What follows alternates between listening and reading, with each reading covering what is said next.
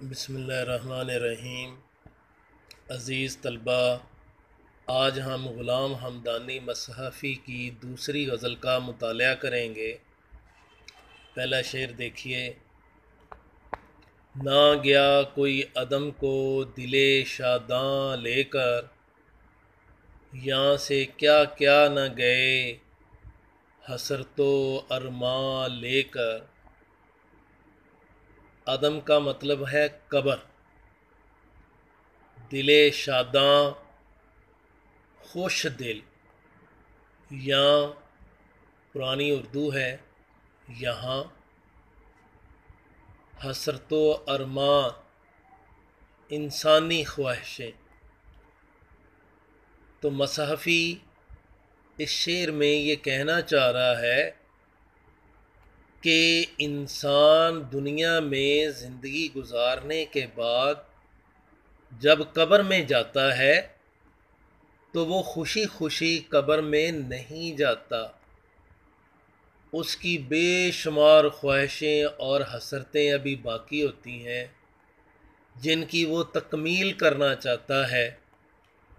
وہ بہت زیادہ پراپرٹی بنانا چاہتا ہے، کارخانے فیکٹریاں لگانا چاہتا ہے، بہت زیادہ کاروبار میں ترقی کرنا چاہتا ہے، اس کے لیے اس نے کئی منصوبے بنا رکھے ہوتے ہیں، لیکن موت بلاوا لے کر آ جاتی ہے اور انسان کی یہ خواہشیں دھری کی دھری رہ جاتی ہیں اور وہ قبر میں چلا جاتا ہے۔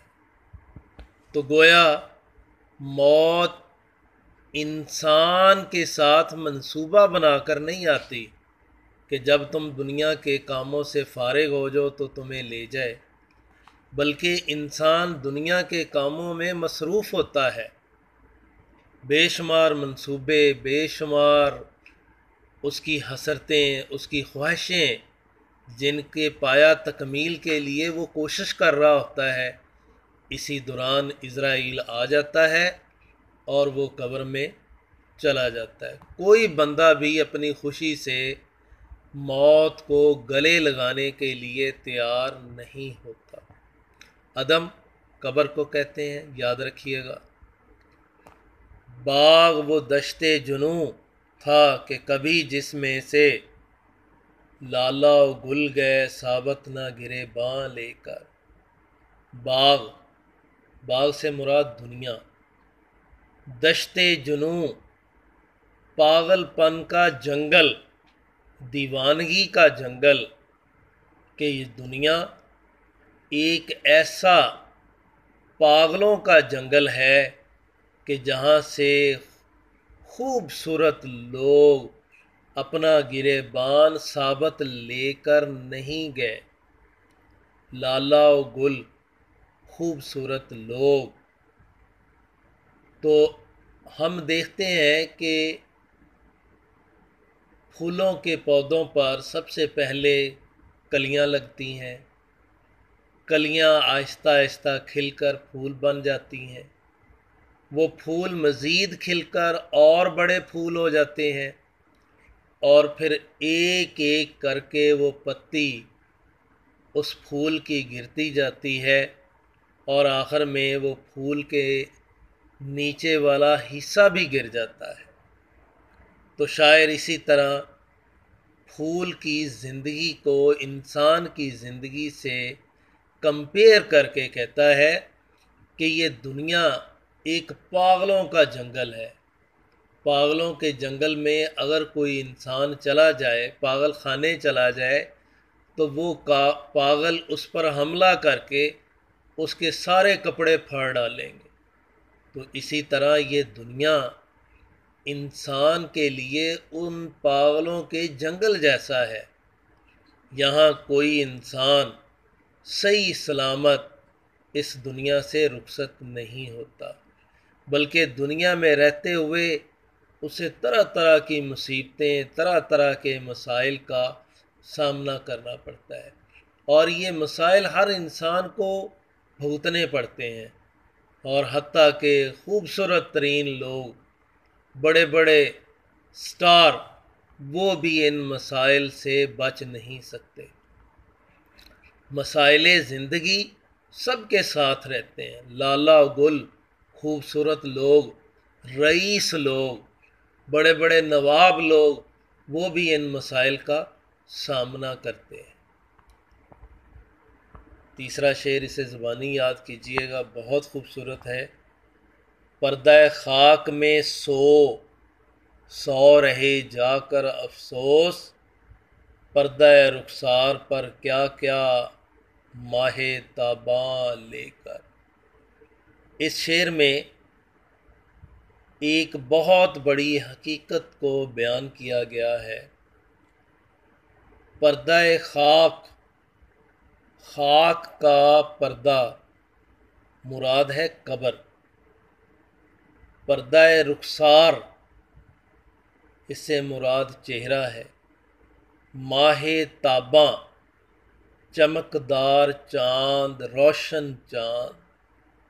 تو شاعر افسوس کا اظہار کر رہا ہے، افسوس کہ قبر کے اندر سینکڑوں جا کر سو رہے ہیں۔ کون سو رہے ہیں؟ پردہ رخسار پر کیا کیا ماہ تاباں لے کر، کہ چہروں پر چمکدار چاند لے کر سینکڑوں لوگ قبروں میں جا کر سو رہے ہیں۔ سینکڑوں خوبصورت لوگ، ہزاروں حسین لوگ قبروں کے اندر اس وقت پڑے ہوئے ہیں۔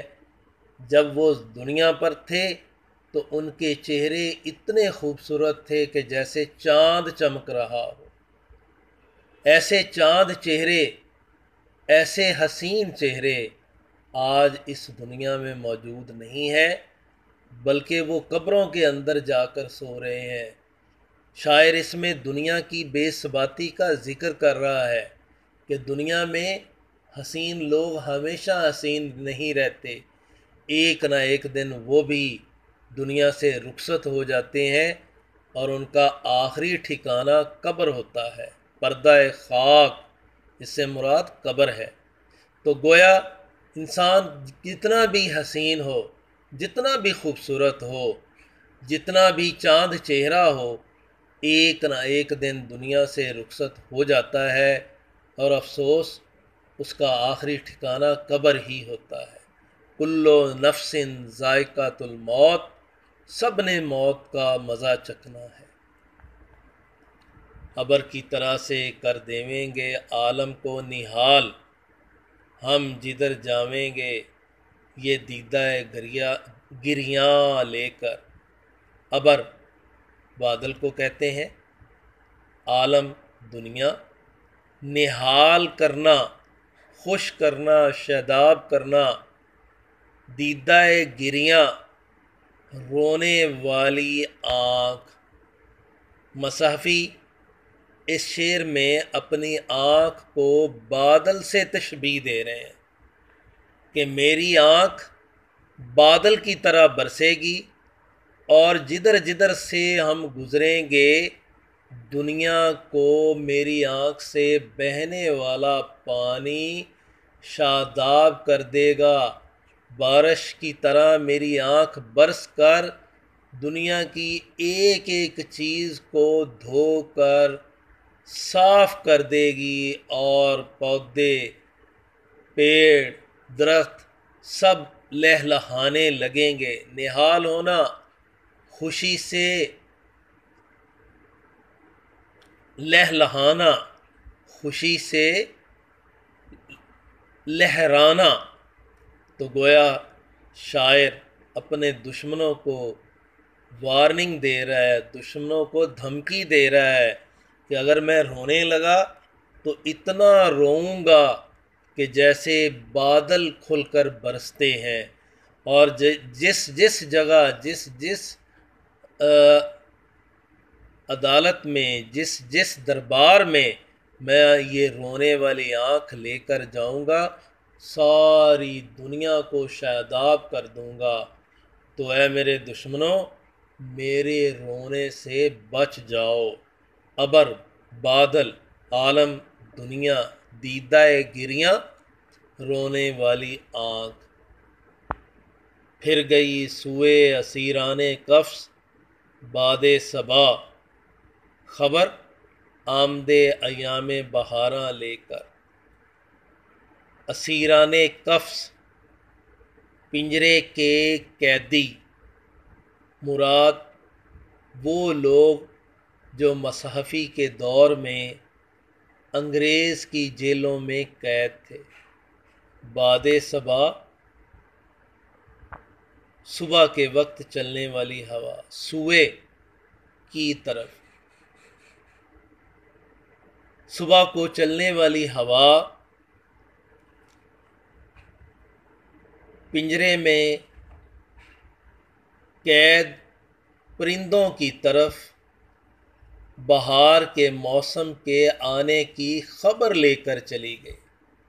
پنجرے کے قیدیوں کو صبح کی ہوا نے بہار کے موسم کے آنے کی خبر دے دی۔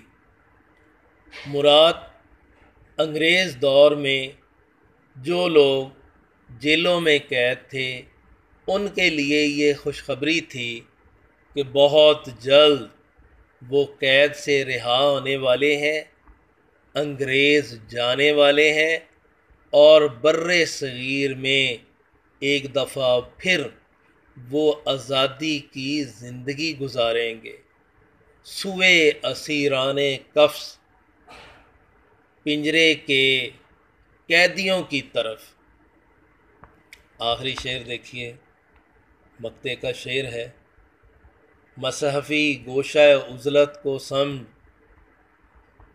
تخت شہی، اے مصحفی تو تنہائی کے گوشے کو ہی بادشاہ کا تخت سمجھ لے۔ گوشہ عزلت، تنہائی کا گوشہ، تنہا رہنا، تخت شہی، بادشاہ کا تخت۔ اے مصحفی تو جو الگ تھلگ اپنے ایک چھوٹے سے مکان میں تنہائی کی زندگی گزار رہا ہے، لوگوں سے ملتا جلتا نہیں ہے، تو اسی تنہائی کو تو بادشاہ کا تخت سمجھ لے۔ حضرت سلیمان علیہ السلام کی بادشاہت لے کر تو کیا کرے گا؟ اب تیرے لیے وہ فضول ہے، بیکار ہے، تیرے لیے یہ تنہائی کی زندگی ہی سب کچھ ہے، تیرے لیے تنہائی کی زندگی ہی شہنشاہی ہے۔ حضرت سلیمان علیہ السلام کی بادشاہت لے کر، ان کا تخت لے کر تو کیا کرے گا؟ وہ تیرے لیے فضول ہے، بیکار ہے۔ حضرت سلیمان علیہ السلام بنی اسرائیل کے مشہور پیغمبر اور بادشاہ تھے۔ ان کا تخت ہوا میں اڑتا تھا اور دنیا میں جہاں بھی وہ جانا چاہتے تھے تخت پر بیٹھ کر ہوائیں اڑا کر لے جاتی تھیں۔ تمام جانور، پرندے، جن اور انسان سب ان کے تابع تھے۔ یہ غزل دیوان مصحفی سے لی گئی ہے۔